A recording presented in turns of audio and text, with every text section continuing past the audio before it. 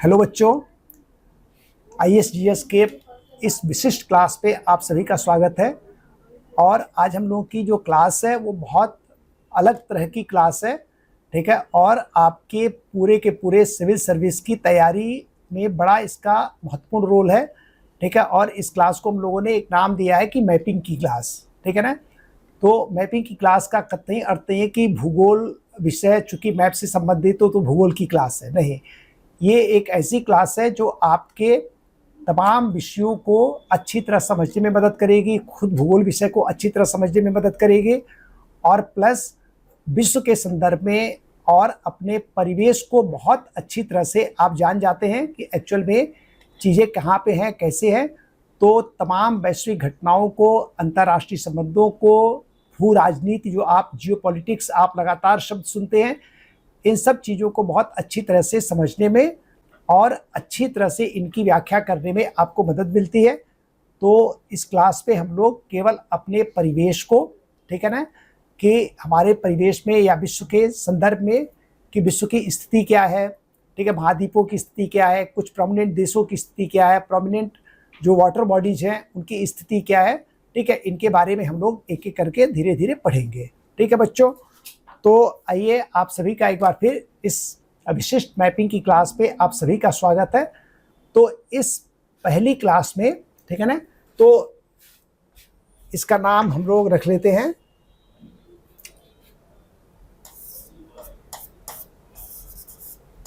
Mapping. Mapping का कतई अर्थ नहीं है कि आप ये भूगोल की क्लास करने जा रहे हैं। हाँ, आपको सामान्य दिन में भूगोल तो पढ़ना ही है, तो भूगोल को और बेहतर तरीके से समझने में आपको इस टॉपिक से मदद मिलेगी। प्लस केवल भूगोल विषय को नहीं, आप इतिहास पढ़ेंगे, इतिहास को भी अच्छी तरह से आपको समझ में आएगा। आप अंतर्राष्ट्रीय संबंधों को पढ़ेंगे, उसे बेहतर तरीके से समझ पाएंगे।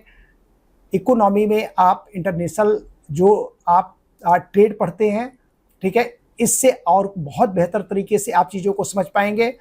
और जो तमाम भू राजनीतिक घटनाएँ हैं, वैश्विक तनाव हैं, जो वैश्विक कूटनीति है, वो तमाम सारी चीज़ें कैसे संचालित होती हैं, कैसे आगे बढ़ती हैं, क्या क्या चीज़ें ध्यान में रखी जाती हैं, क्यों कुछ जगह बहुत महत्वपूर्ण हो जाते हैं, इन तमाम चीज़ों के बारे में बहुत अच्छी तरह से आपकी समझ डेवलप होगी। तो देखो, आप इतिहास भूगोल विषय तो आप बहुत बेहतर समझेंगे ही, भूगोल बेहतर समझेंगे, इकोनॉमी बेहतर समझेंगे, IR बेहतर समझेंगे, ठीक है। और कुल मिलाकर के एक सामान्य व्यक्ति के लिए भी ये घटनाएं, ये चीज़ें जाननी आवश्यक होती हैं। तो एक सामान्य रूप से भी हमारी एक समझ अच्छी होगी दुनिया के बारे में। तो ज़्यादा बात ना करके आइए हम लोग अपने टॉपिक को एक बार स्टार्ट करते हैं। तो बच्चों, इस पहले क्लास में थोड़ा सा मैं कुछ आपको एक्सप्लेन कर देता हूँ कि कुछ ऐसे टर्म आएंगे जिसका लगातार नाम लिया जाएगा। तो उन टर्म को मैं चाहता हूँ एक बार क्लियर कर लिया जाए, वो चीज़ें क्या हैं, ताकि आपको बात को समझने में बहुत आसानी हो, ठीक है। तो आइए,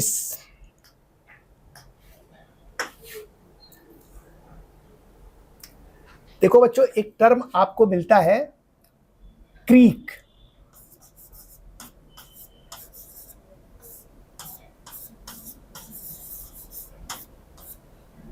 तो क्रीक क्या है?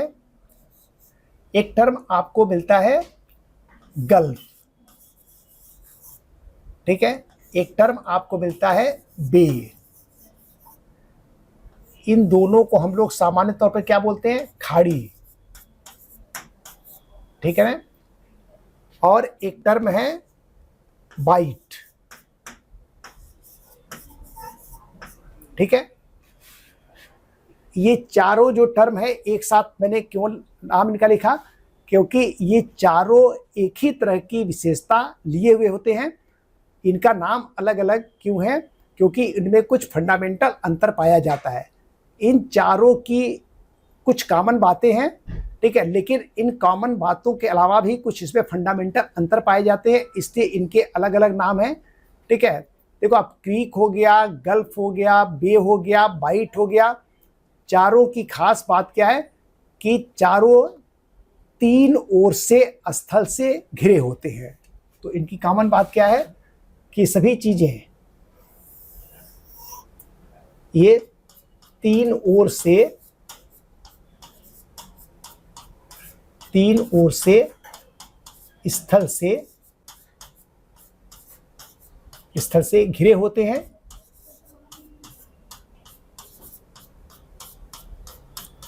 मतलब एक साइड से ये क्या होते हैं, किसी बड़े वाटर बॉडी या बड़े जलीय भाग से लगे होते हैं, तीन ओर स्थल से घिरे होते हैं और एक तरफ किसी विशाल वाटर बॉडी या बड़े जलीय भाग से लगे होते हैं। ठीक है ना। तो क्रीक की भी यही विशेषता है, गल्फ की भी यही विशेषता है, बे की भी यही विशेषता है और बाइट की भी यही विशेषता है। ठीक है। अंतर क्या है कि देखो आप, जो क्रीक में क्या होता है कि जो सागर की ओर वाला भाग है वो बहुत सकरा होता है। ठीक है ना। तो क्रीक क्या होता है, लंबे लंबे सकरे जलीय भाग होते हैं जो स्थल खंड में अवस्थित होते हैं। जैसे मान लो आप कि पतले पतले, देखो आप, ये इधर वाटर बॉडी है और ये जलीय भाग है, जो ये चारों तरफ, ये भी स्थल, ये भी स्थल, ये भी स्थल, ये भी स्थल। तो लंबे लंबे सकरे जलीय भाग जो स्थल खंड में होते हैं, इन्हें हम बोलते हैं क्रीक। इसका मतलब है कि सागर की ओर वाला भाग क्या होता है, बहुत संकरा होता है और इसकी स्थल में क्या होता है, काफी गहराई तक बैठे होते हैं और ये कुल मिलाकर के लंबे लंबे गहरे, ठीक है, लंबे लंबे सकरे जलीय भाग होते हैं जो स्थल खंड में अवस्थित होते हैं। इनकी सागर की ओर वाला भाग क्या होता है, बहुत नैरो होता है, बहुत सकरा होता है। तो ये क्या एग्जाम्पल हो गया, यही हो गया क्रीक। इसे हम क्या बोलते हैं बच्चों, क्रीक। ठीक है ना। अब जैसे ही ये सागर की ओर वाला भाग थोड़ा सा खुल जाएगा, ठीक है ना, सागर की ओर वाला भाग जरा खुल जाएगा तो ये क्या बन जाएगा, गल्फ। एग्जाम्पल के तौर पे देखो आप, अगर ये तीन ओर से स्थल से घिरा हुआ है, ठीक है ना, और सागर की ओर वाला भाग थोड़ा सा खुल गया, ये क्या बन गया, गल्फ बन गया। ठीक है। एग्जाम्पल के तौर पे देखो आप,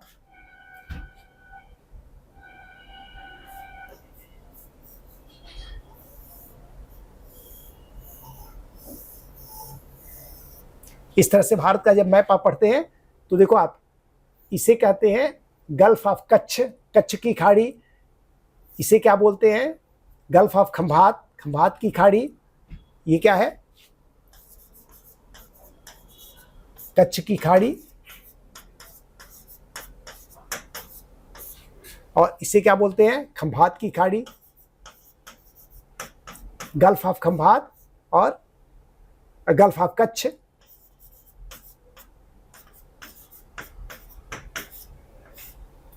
तो समझ में आ रहा बच्चों कि क्रीक में ये लंबे लंबे सकरे जलीय भाग होते हैं जो स्थल खंड में अवस्थित होते हैं और सागर की ओर वाला भाग इनका काफी सकरा होता है।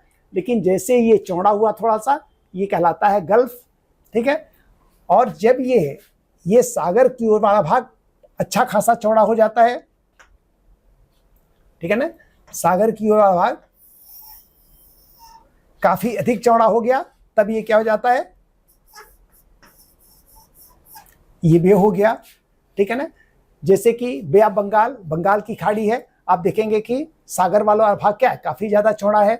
ठीक है। तो बे ऑफ बंगाल हो गया। और जब ये चौड़ाई एकदम ज्यादा हो जाती है, बहुत ज्यादा हो जाती है, तब इसको कहते हैं बाइट।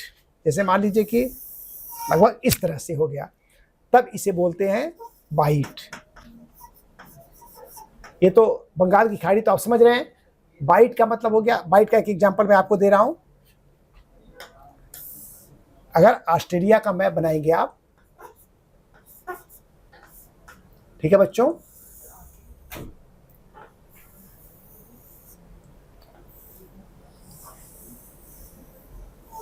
ऑस्ट्रेलिया का मैप बनाएंगे तो कुछ इस तरह से है। देखो आप, इसी को कहते हैं, इस भाग को कहते हैं द ग्रेट ऑस्ट्रेलियन बाइट। ठीक है ना। ये क्या हो गया, ग्रेट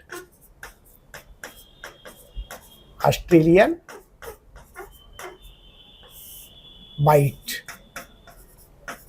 तो इस तरह से एक मोटे मोटे तौर पर अगर आपसे कहा जाए कि बच्चों क्रीक क्या है, गल्फ क्या है, बे क्या है, बाइट क्या है, चारों में कॉमन बात क्या है कि तीन ओर से स्थल से घिरे होते हैं, बस सागर की ओर वाला भाग इनका होता है, उनकी विशेषता के कारण इन्हें अलग अलग नाम से जाना जाता है। हाँ, इसमें क्रीक सबसे अलग ही है, क्योंकि ये लंबे लंबे सकरे जलीय भाग होते हैं जो स्थल खंड में अवस्थित होते हैं। सागर की ओर वाला भाग इनका बहुत बहुत सकरा होता है, ठीक है ना। और लेकिन विशेषता क्या है कि तीन ओर से स्थल से घिरे होते हैं, ठीक है। तो एक तो टर्म आपको आएगा बहुत ज्यादा गल्फ का, एक टर्म यहाँ पे यूज किया जाएगा अभी बहुत ज्यादा, जो हम लोग क्लास करेंगे उसमें गल्फ नाम कई बार आएगा, ठीक है। और एक टर्म और आएगा, ठीक है, इसको कहते हैं जल संधि। जल संधि कह लो आप, या इसी को कहते हैं जल डमरू मध्य।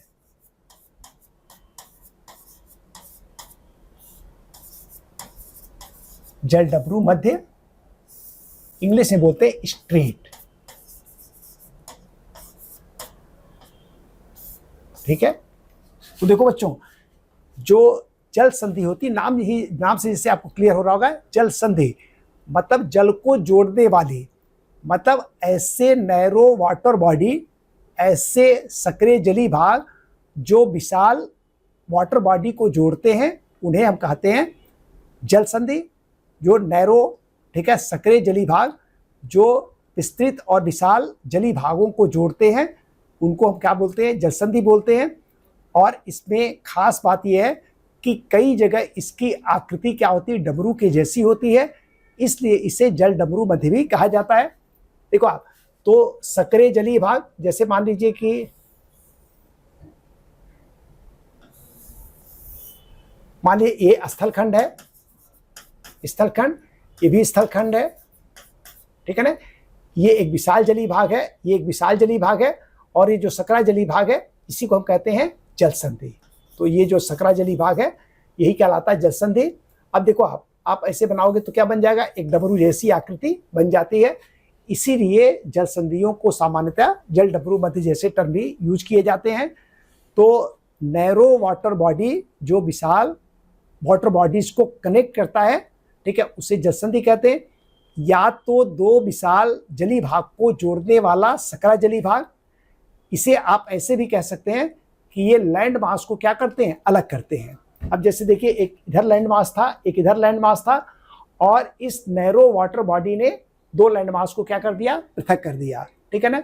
तो जल संधियां सकरे जलीय भाग होते हैं जो दो विशाल जलीय भागों को जोड़ते हैं या स्थल खंडों को अलग करते हैं, ठीक है। तो बहुत बार आप जल संधि, इस समय वर्तमान वैश्विक परिदृश्य में आप बहुत सारी जल संधियों का नाम सुन रहे होंगे, अभी हम लोग उसकी चर्चा भी करते हैं। तो एक मोटा मोटा ध्यान रखो आप कि गल्फ क्या हो गया, वो मैंने आपको समझाया, क्योंकि ये टर्म बहुत यूज होगा, और इस मैपिंग की क्लास में अन्य टर्म भी अभी आएंगे। तो एक एक करके हम लोग उन टर्म को, जैसे जैसे हमारी क्लास आगे बढ़ती रहेगी, हम उन टर्म को एक्सप्लेन करते रहेंगे और आगे हम लोग मैप का अध्ययन करते रहेंगे, ठीक है। तो देखो आप, इस मैप की क्लास में हम लोग क्या करेंगे कि विश्व को कई सारे टुकड़े में तोड़ लेंगे और छोटे छोटे भाग में इसका अध्ययन करेंगे, और उसके बाद सबको एक साथ ऐड करके विस्तृत रूप से समझेंगे। तो पूरा का पूरा एक कंप्लीट छवि आपके दिमाग में आएगी। तो देखो आप, जो भारत है, तो भारत के पश्चिम में, ठीक है ना, भारत के पश्चिम में आप देखोगे पाकिस्तान है, अफगानिस्तान है, ईरान है, अरब प्रायद्वीप है, ठीक है। भारत के पूर्व में आप देखेंगे तो बांग्लादेश है, म्यांमार है, ठीक है, मलेशिया है, फिर थाईलैंड है, मतलब दक्षिण पूर्व एशिया के देश हैं, है ना। तो हम लोग यहीं से स्टार्ट करते हैं। सबसे पहले भारत के पश्चिम में हम लोग चलते हैं। और एक टर्म आपने सुना होगा, अरब प्रायद्वीप। देखो आप, प्रायद्वीप शब्द क्या है, प्रायद्वीप ऐसे स्थल खंड होते हैं जो तीन ओर से जल से घिरे होते हैं, मतलब खाड़ी का फिर ठीक उल्टा है। खाड़ी ऐसे जलीय भाग होते हैं जो तीन ओर से स्थल से घिरे होते हैं, और प्रायद्वीप ऐसे स्थलीय भाग होते हैं जो तीन ओर से जल से घिरे होते हैं। तो एक जो आज हम लोग समझने जा रहे हैं, वो समझेंगे हम लोग अरब प्रायद्वीप को, ठीक है बच्चों। आइए देखते हैं अरब प्रायद्वीप।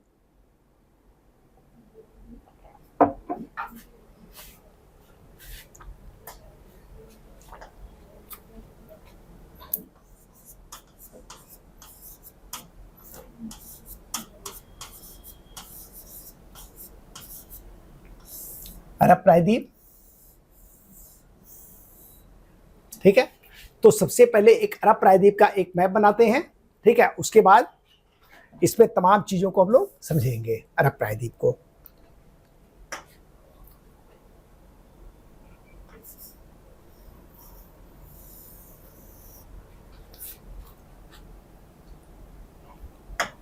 अरब प्रायद्वीप का बच्चों हम लोग क्या कर लेते हैं, एक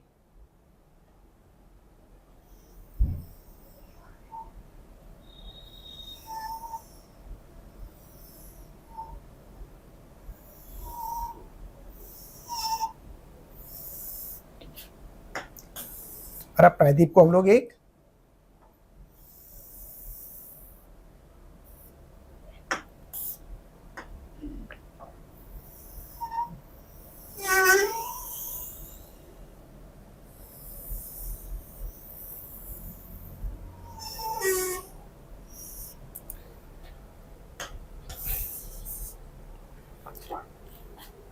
देखिए बच्चों, ये हमारा अरब प्रायद्वीप है।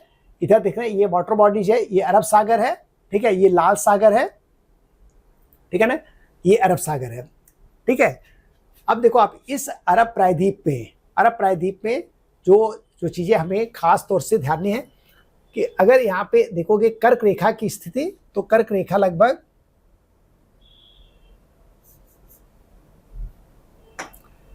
कर्क रेखा की अगर स्थिति हम देखें,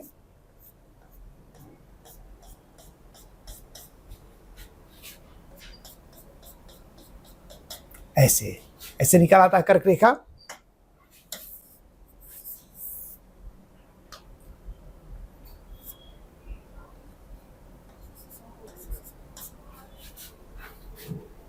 ठीक है बच्चों, ये है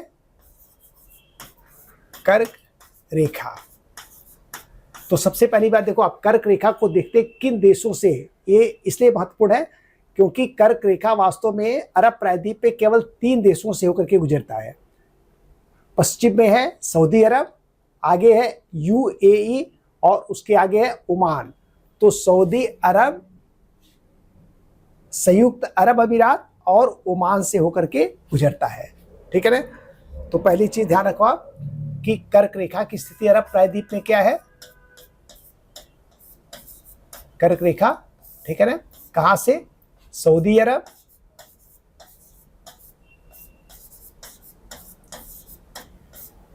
उसके बाद संयुक्त अरब अमीरात, यूएई जिसको कहा जाता है,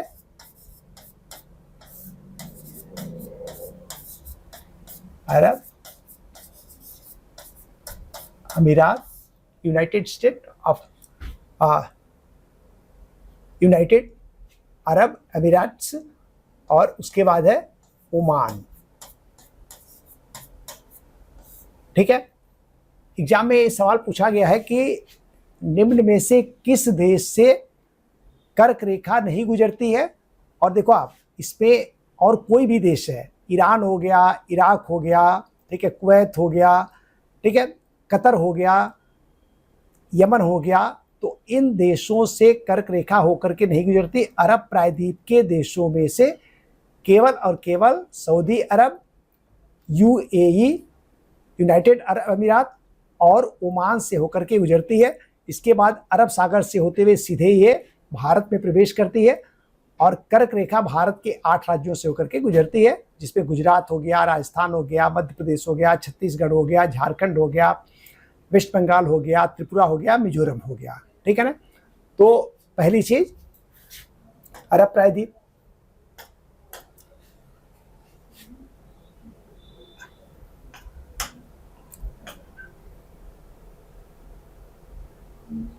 एक चीज और ध्यान रखना बच्चों,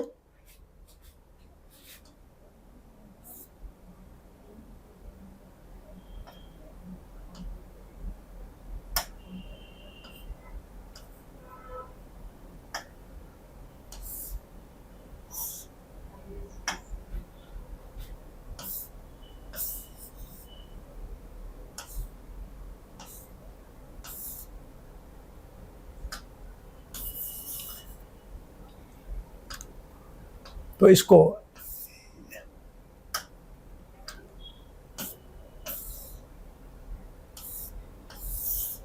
एक बार केवल हम लोग अपने कर्क रेखा को यहीं तक रखते हैं, ठीक है ना। भारत में आएंगे हम लोग तो भारत में पढ़ेंगे, यहाँ पे लोकेशन भी हमें लेनी है तो इसलिए इसको हटा देते हैं। अब देखो आप यहाँ पे देखना बच्चों, ये जो 1 नंबर है, ठीक है ना, ये 1 नंबर, ठीक है, इसको कहते हैं फारस की खाड़ी। और ये 2 नंबर है, इसको बोलते हैं ओमान की खाड़ी, ठीक है ना। तो 1 नंबर क्या हो गया, 1 नंबर हो गया फारस की खाड़ी। अभी यहाँ पे तमाम जो अंतर्राष्ट्रीय जो हंगामा क्या चल रहा है उसके बारे में भी चर्चा करेंगे। दूसरा हो गया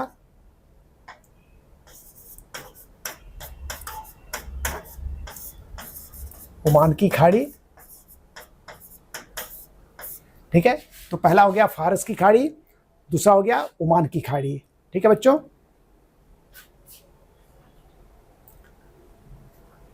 देखिए थोड़ा यहाँ पे भी एक बार देख लेते हैं, उसके बाद जल संधि पे आते हैं। ये जो पूरा भाग है, ठीक है ना, लंबा सा, इसको कहते हैं 3 नंबर कहते हैं लाल सागर, ठीक है। और ये 4 नंबर है अदन की खाड़ी।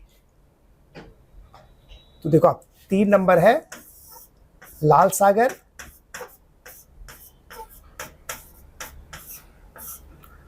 और 4 नंबर है अदन की खाड़ी।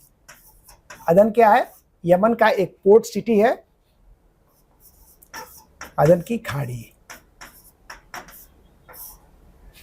ठीक है बच्चों। तो एक है फारस की खाड़ी, ओमान की खाड़ी, ठीक है, लाल सागर और अदन की खाड़ी।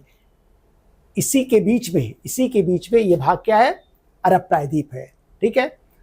अब देखो आप यहाँ पे 2 जल संधियां आपको दिखाई देंगी, ठीक है ना। एक जल संधि तो देखो आप ये है,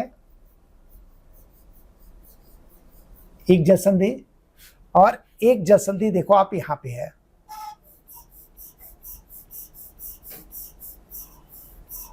ठीक है बच्चों। तो एक जल संधि यहाँ पे और एक जल संधि यहाँ पे, ठीक है। ये जो जल संधि है ये किसको ऐड करती है या किसको जोड़ती है, ये जल संधि जोड़ती है, एक है फारस की खाड़ी और दूसरा है ओमान की खाड़ी। तो आप क्या कह सकते हैं कि ये जो जल संधि है ये फारस की खाड़ी और ओमान की खाड़ी, और ओमान की खाड़ी को अगर ना नाम ले तो इसकी जगह क्या नाम ले सकते हैं, अरब सागर का पार्ट है। तो ये जो जल संधि है जिसको कहा जाता है होर्मुज जल संधि, ठीक है ना। खूब चर्चा है, दुनिया का सबसे बड़ा पेट्रोलियम व्यापार इसी, ये जो पूरा अरब प्रायद्वीप है, तेल का भंडार है ये, यहाँ से होकर के फारस की खाड़ी होते हुए, होर्मुज जल संधि होते हुए और ओमान की खाड़ी से होते हुए अंततः दुनिया का बहुत बड़ा ऑयल ट्रेड रूट यहीं से होकर के निकलता है। तो होर्मुज जल संधि या होर्मुज स्ट्रेट का विशेष महत्व है, ठीक है ना। तो ये किसको कनेक्ट करती है, ये कनेक्ट करती है जल संधि फारस की खाड़ी और ओमान की खाड़ी को।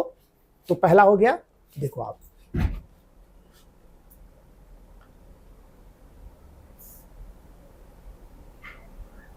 जो ये 5 नंबर लिख लेते हैं, 5, और इसको लिख लेते हैं 6, ठीक है ना। तो 5 नंबर है होर्मुज जल संधि, 6 नंबर है एक जल संधि है, इसका नाम है बाब अल मंदेब, ठीक है ना। और ये देखो आप यहां से होकर के यहाँ पे एक स्वेज नहर है, आगे चल करके लाल सागर का एक अलग से मैप बनाएंगे तो वो लाल सागर से होते हुए, ठीक है ना, लाल सागर और उसके बाद स्वेज नहर और उसके बाद भूमध्य सागर और उसके बाद यूरोप का रास्ता जाता है। तो हिंद महासागर से जो यूरोप का रास्ता, सबसे अच्छा रास्ता कौन सा है, लाल सागर, ठीक है, स्वेज नहर, भूमध्य सागर, और उसके बाद आप यूरोप में पहुंच सकते हैं। तो ये सारे बहुत व्यस्त ट्रेड रूट हैं, ठीक है। तो 6 नंबर क्या है, बाब अल मंदेब, 5 नंबर क्या है, होर्मुज जल संधि।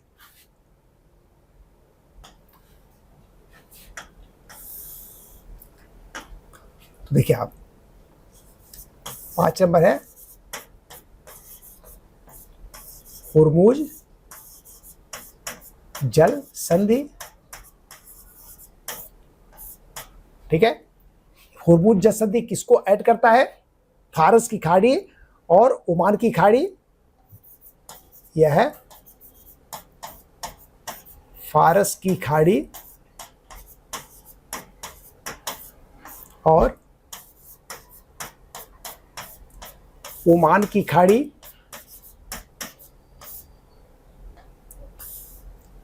फारस की खाड़ी और ओमान की खाड़ी। एग्जाम में भी, एग्जाम के लिए बहुत महत्वपूर्ण बना हुआ है, क्योंकि सारा का सारा वैश्विक संघर्षों का केंद्र बना हुआ है। फारस की खाड़ी और ओमान की खाड़ी। अगर ओमान की खाड़ी नहीं होगा तो क्या होगा? अरब सागर।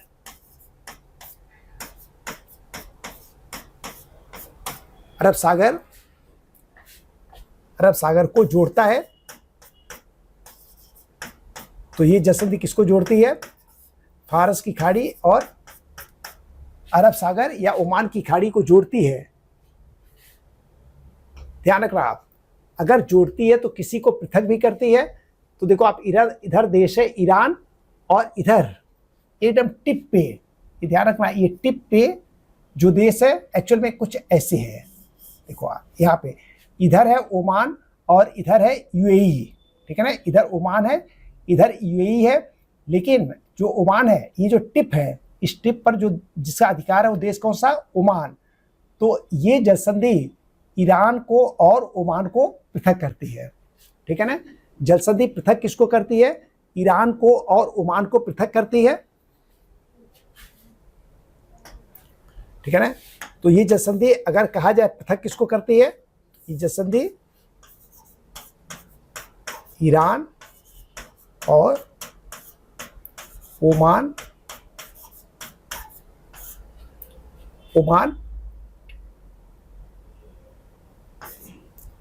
इसी से लगा हुआ देश है यूएई। ठीक है ना, तो ईरान ओमान सबसे बेहतर है। अगर ओमान ऑप्शन लेना हो तो ईरान और यूएई को पृथक। तो ये जल संधि किसको पृथक करती है? ईरान और ओमान को।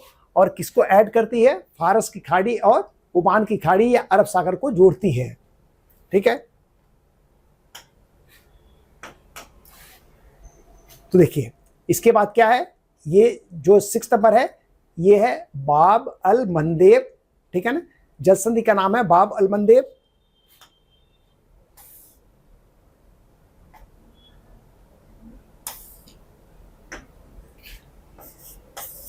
छह नंबर है बाब अल मंदेब जल संधि। ठीक है ना, अब देखो आप, ये जल संधि किसको जोड़ती है? लाल सागर और अदन की खाड़ी। 4 नंबर क्या है? देखो 4 नंबर है अदन की खाड़ी, 3 नंबर है लाल सागर। तो किसको जोड़ती है? लाल सागर और अदन की खाड़ी। अगर अदन की खाड़ी ऑप्शन में नहीं होगा तो क्या होगा? अरब सागर। ये लाल सागर और अरब सागर या लाल सागर और अदन की खाड़ी को जोड़ती है। यह है लाल सागर और अदन की खाड़ी। अदन की खाड़ी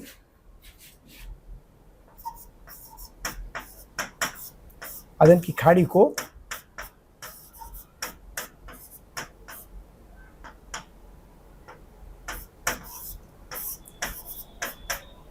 ठीक है, अदन की खाड़ी को जोड़ती है।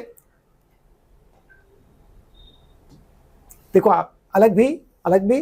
तो यहाँ पे देश कौन सा है? देखो आप, यहाँ से आगे है ये यमन, और यहाँ पे जो अफ्रीका महाद्वीप में देश है, यहाँ पे देश है जिबूती। तो बाब अल मंदेब जल संधि यमन और जिबूती को पृथक करता है। ठीक है ना। यह जल संधि किसको पृथक करती है?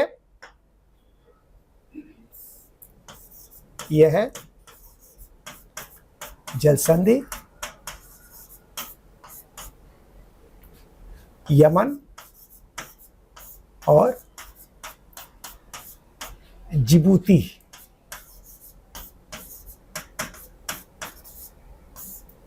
को पृथक करती है।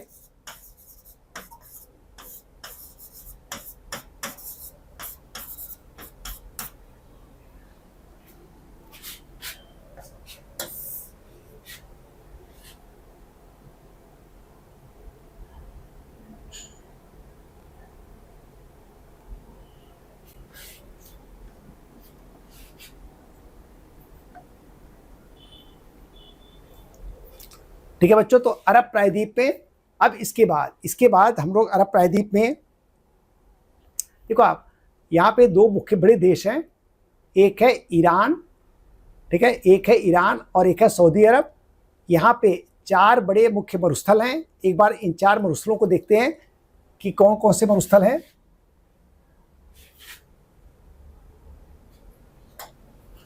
देखो आप,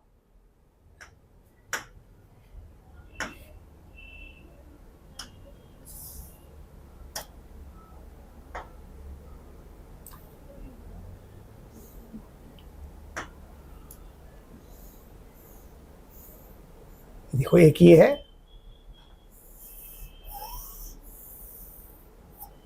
एक मरुस्थल ये है, ठीक है ना। इसको कहते हैं अन-नफूद और इसको बोलते हैं रुब अल खली, ठीक है।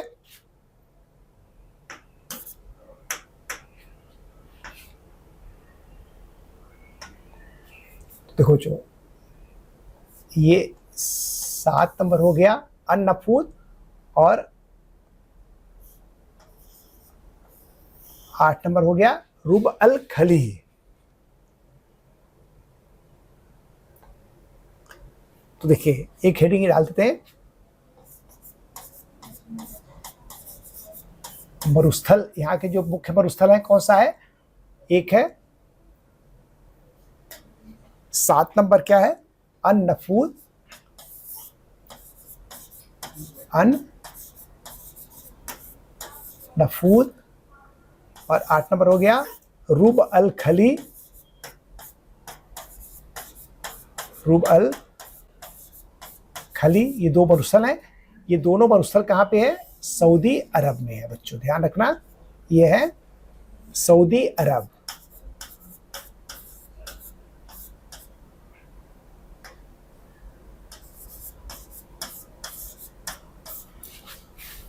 ठीक है, तो अन-नफूद,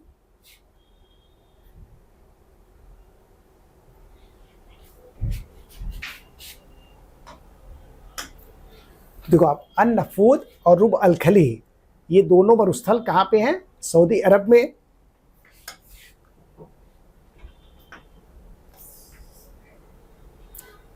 देखिए 2 मरुस्थल,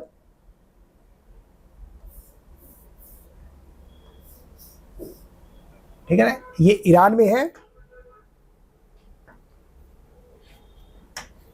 8 नंबर। तो देखो आप ये है 9 नंबर, ये हो गया 10 नंबर। जो ये मरुस्थल है ये ईरान में है। एक को कहते हैं दस्त ए कबीर और एक है दस्ते लुट।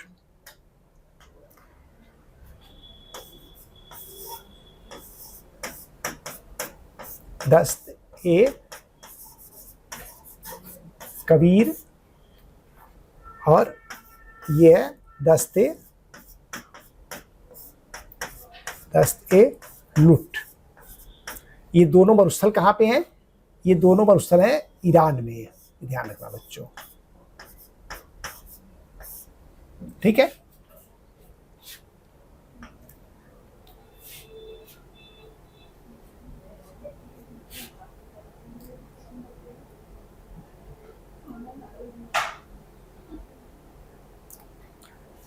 तो देखो आप, ये अरब सागर है, ओमान की खाड़ी, फारस की खाड़ी, अदन की खाड़ी, लाल सागर, 2 प्रमुख जल संधि, हुरमुज जल संधि, बाब अलमंदेब जल संधि, ठीक है, और 4 मुख्य मरुस्थल अन-नफूद, ठीक है, रुब अल खली, दस्ते कबीर और दस्ते लुट। ये मुख्यतः 4 बड़े मरुस्थल हैं यहाँ पे, ठीक है। दस्ते कबीर, दस्ते लुट ईरान में है, रुब अल खली और अन-नफूद कहाँ पे है? ये है सऊदी अरब में। देखो आप, यहाँ पे जो देशों की स्थिति है वो जानना भी बहुत आवश्यक है। यहाँ पे मुख्य देश कौन कौन से हैं, ठीक है ना। तो देखो आप, यहाँ पे ईरान है, ठीक है, इधर इराक है, बगल में कुवैत है, ठीक है ना, और तमाम विस्तृत क्षेत्र क्या है? ये तमाम विस्तृत क्षेत्र सऊदी अरब है। और ये जो निकला हुआ अंदर निकला हुआ भाग है ये है कतर, यहाँ पे यूएई है, ये है ओमान, ये है यमन। तो यहाँ पे करके दोनों अलग अलग हैं। और बाकी इस अरब प्रायद्वीप का सबसे बड़ा जो देश है वो कौन सा है? वो है सऊदी अरब, ठीक है ना। तो देखो आप, ये हो गया आपका फारस की खाड़ी, ओमान की खाड़ी, लाल सागर, अदन की खाड़ी, हुरमुज जल संधि, बाब अलमंदेब, ठीक है, दस्ते कबीर, दस्ते लुट, ठीक है, सॉरी, ये जो मरुस्थल है ये रुब अल खली, अन-नफूद, दस्ते कबीर, दस्ते लुट। एक चीज और आपको ध्यान रखना है,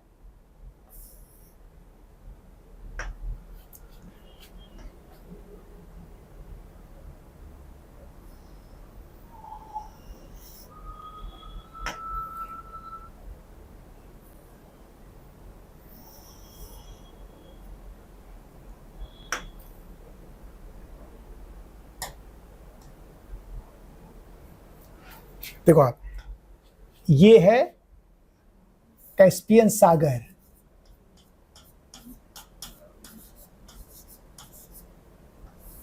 कैस्पियन सागर,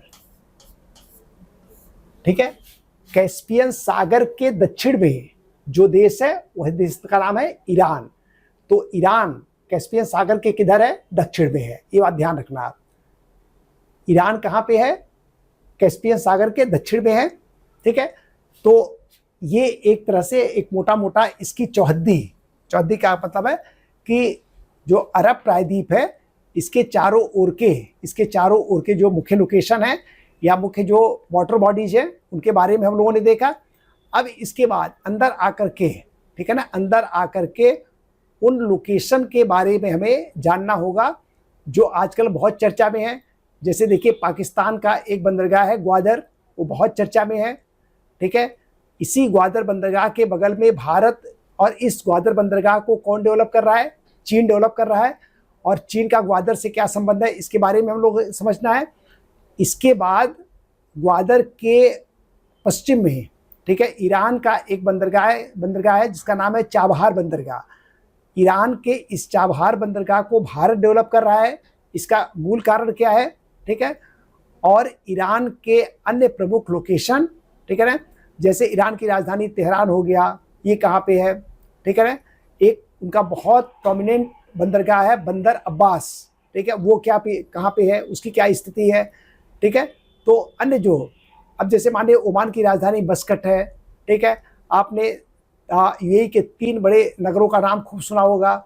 एक अबू धाबी जो उसकी राजधानी है, उसके बाद एक दुबई का नाम सुना होगा, एक शारजाह का नाम सुना होगा जहाँ पे बड़े पैमाने पर समय समय पर क्रिकेट खेली जाती है, ठीक है। इसी में आपने नाम सुना होगा जो सऊदी अरब की राजधानी रियाद है, ठीक है। इस्लाम के 2 जो प्रमुख स्थल हैं मक्का मदीना, वो कहाँ पे हैं, ठीक है। अगर मक्का मदीना जाना है, जल मार्ग से जाना है, तो आपको सबसे पहले कहाँ पे जाना चाहिए, ठीक है। तो उस बंदरगाह का नाम जिद्दा बंदरगाह है, वहाँ पे हमें पहुँचना चाहिए, ठीक है। ये जो तमाम लोकेशन हैं, ठीक है, ये बहुत महत्वपूर्ण होते हैं। और जब इन लोकेशन के साथ घटनाओं को देखते हैं तो पूरी अच्छी तरह से सारी घटनाएं आपको क्लियर होने लगती हैं, दृश्यत होने लगती हैं।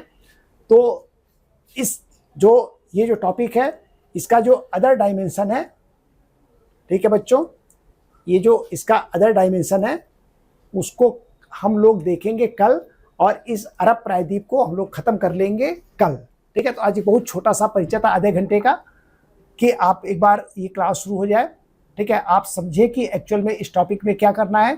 तो इसी तरह से छोटे छोटे पार्ट को हम लोग अलग अलग पढ़ेंगे और इन तमाम छोटे छोटे पार्ट को जब एक साथ मिला करके पढ़ेंगे तो विश्व की बहुत बेहतर पिक्चर आपके सामने आ जाती है और तमाम वैश्विक भू राजनीतिक घटनाओं और वैश्विक घटनाओं की व्याख्या कर पाने की स्थिति में होते हैं।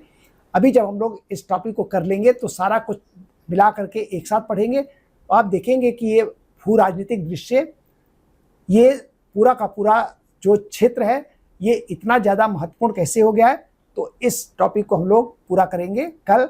तो आज एक संक्षिप्त सा परिचय था कि एक्चुअल में हमें करना क्या है और कैसे हम लोग अपने मैपिंग सेक्शन को आगे लेकर के जाएंगे। ठीक है, तो ये आपके सामने है। तो अरब प्रायद्वीप को हम लोग खत्म करेंगे कल। तो इस तरह से अरब प्रायद्वीप के संदर्भ में आपकी जो समझ होगी और बहुत बेहतर हो जाएगी। ठीक है ना, तो ये टॉपिक है और इसको तो आज की क्लास यहीं पे, एक परिचय क्लास यहीं पे ख़त्म होती है और इस टॉपिक को हम लोग पूरा करेंगे कल। तो बहुत बहुत धन्यवाद इस मैपिंग की क्लास में रहने के लिए। ठीक है, और इस मैपिंग की क्लास आपको बहुत बेहतर तरीके से विश्व की समझ कराएगी और तमाम घटनाओं की व्याख्या कर पाने की स्थिति में रहेंगे। ठीक है, तो इसी के साथ आज की क्लास यहीं पे ख़त्म होती है। धन्यवाद।